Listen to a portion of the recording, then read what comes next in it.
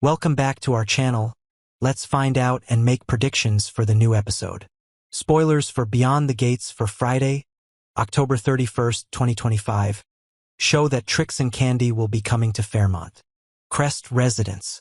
Hayley will be scared by Joey. Meanwhile, Bill wants to buy peace for his wife without knowing the price. Key points. Hayley has a tense encounter with Joey. Bill gives his wife a gift. Granita brings an interesting twist to the upcoming annual event. There is a growing conflict between Chelsae and Madison. Eva receives a meaningful proposal that could strengthen her relationship with someone else.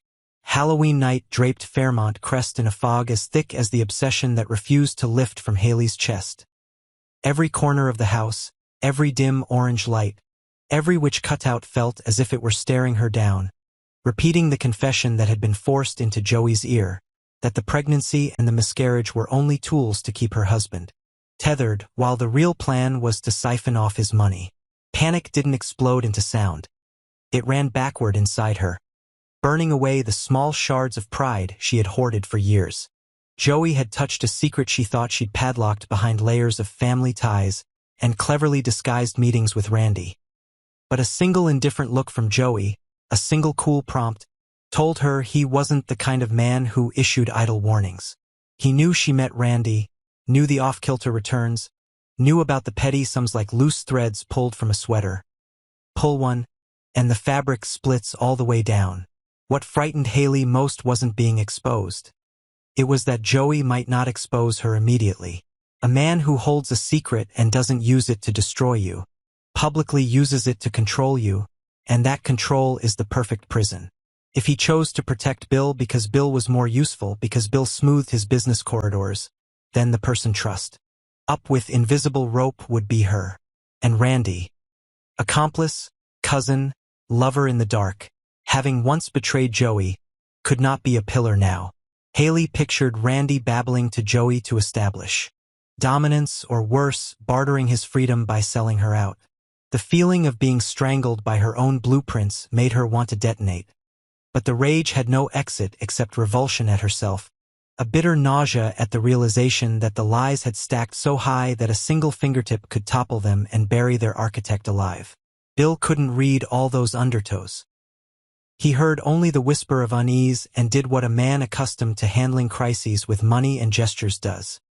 He decided buying peace was the fastest solve. A glittering bracelet, a key card to a private mountainside resort, a card declaring she was the only one, a call to the financial attorney to reconfigure the family fund with stronger protections for his wife. He slotted it all into tonight's itinerary, a well-choreographed performance meant to stitch up the rents that had exhausted him. He didn't know that each protective motion tightened the iron band around Hayley's neck, because any change to trusts and powers of attorney would dig deeper into the books, into the transfers, into transactions she believed buried under the husk of daily expenses. He believed reassurance had weight, believed luxury was an anesthetic, believed love could be measured by financial sacrifice and time, while the woman before him was being driven to the edge by those very gifts. Bill would call it care. Hayley heard surveillance. Bill would call it love. Hayley saw a high-end cage closing. At the charity gala where he meant to announce a new grant to the articulates as a soft bridge to walk his wife out of the dark, Bill dimly pictured relief in Hayley's eyes. But relief doesn't come when her mind is a calculus of escape routes. Accept the gift and she must stand on stage beside him, smile, bow, appear in photographs that will live forever under captions praising a sturdy marriage. So later, if the secret breaks, those images will stab back as exhibits of deceit.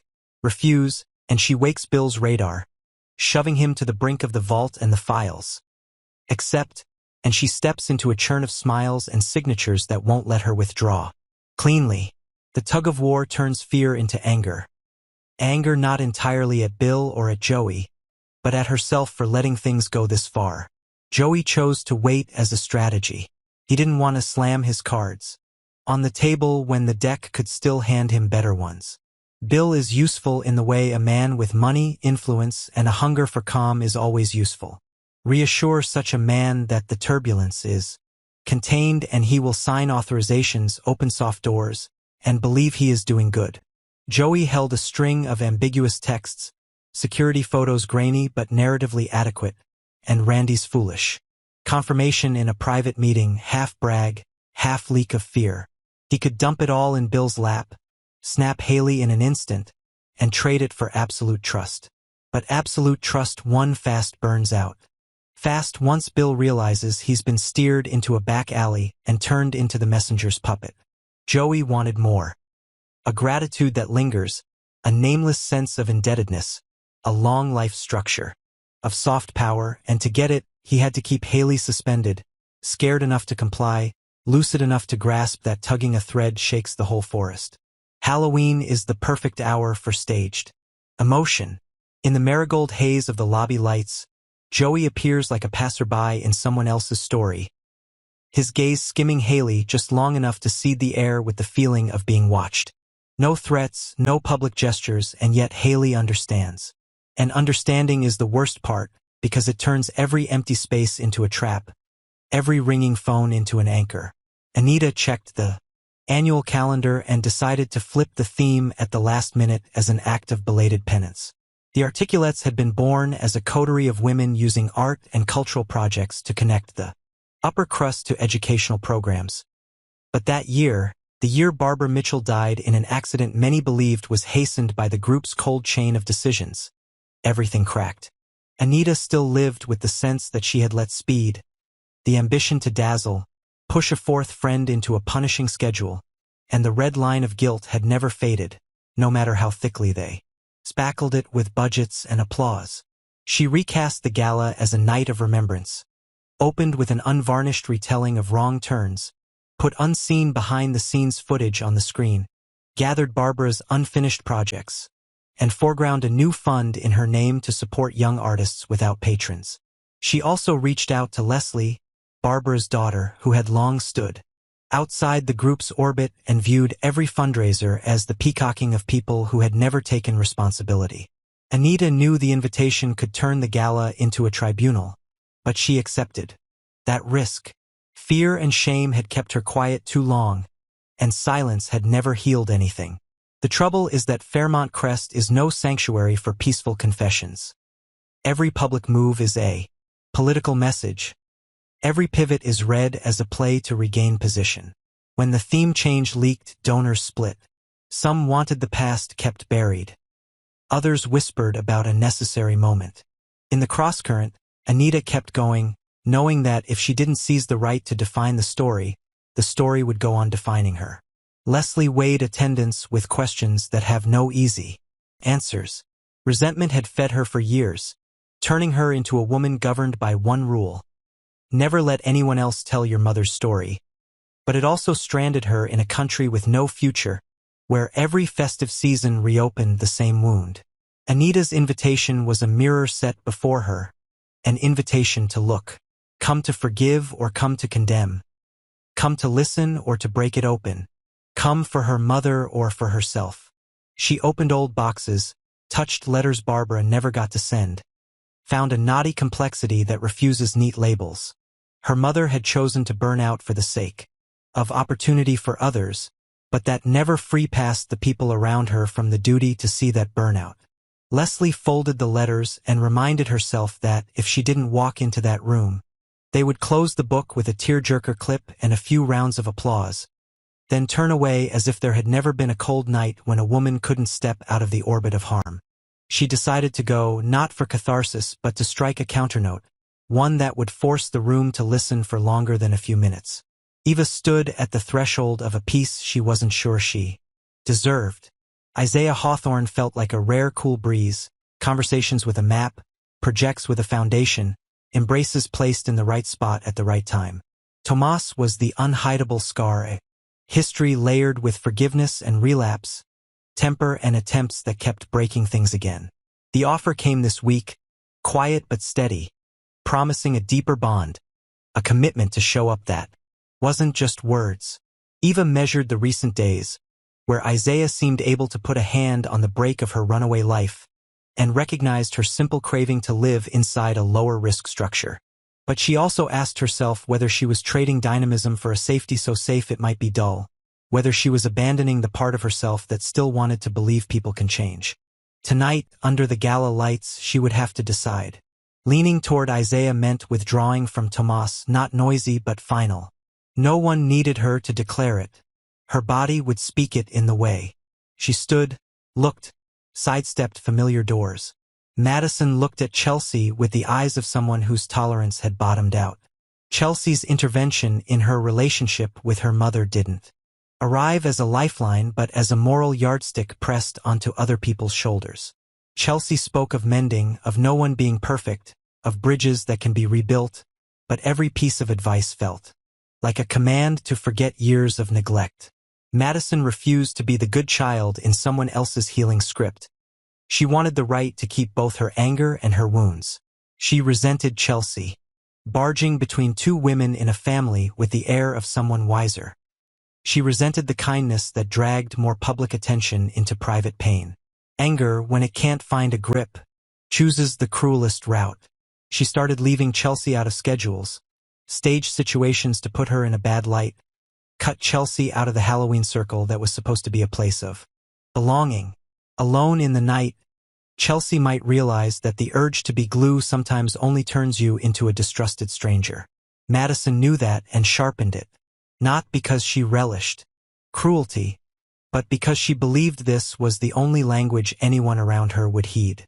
The gala arrived as a stage where unnamed schemes naturally found their marks. Anita stepped up with the revised program, sketching Barbara's story without rose tint, and the room, accustomed to expensive wine and praise, fell quiet. From the edge of the crowd, Leslie registered the measuring looks, waiting to see what she would do. Bill moved among tables with the ease of a generous host, eyes flicking back to Hayley for the signal of peace he believed was moments away. Hayley was a tightrope walker. Every step could be the last.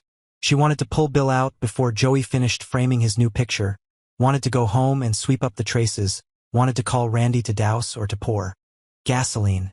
But every path opened into a mirrored maze where each turn reflected her face back at her. Joey didn't stand close, and that was worse because it proved he didn't need proximity to shape outcomes. Messages fell like groundwater. A few lines from Randy betraying a panic that made Hayley sweat. A note from Bill's finance side announcing tightened trust terms. A surprise appointment set by the independent auditors Bill hired for peace of mind. All the cords tightened at once, and she realized what she had thought was clever. Splitting withdrawals, masking them as personal goals, creating a familiar spending loop, had become the perfect schematic for anyone with a motive to trace. When Anita closed the first memorial segment, the pause stretched long enough for Leslie to see. This was her one chance to plant a different marker in her mother's memory. She moved forward not to humiliate anyone but to force the room to accept that truth demands a price. That glittering projects cannot swallow responsibility whole. Anita's eyes did not flinch, and in the silence between the two women a tacit pact formed. From now on, Barbara's story would not decorate any report, unless it walked with action. Across the hall, Isaiah sent Eva the smallest signal. Not a public ask, just proof of presence, and she felt herself lean toward peace. That was enough for Tomas to understand what was leaving his hands.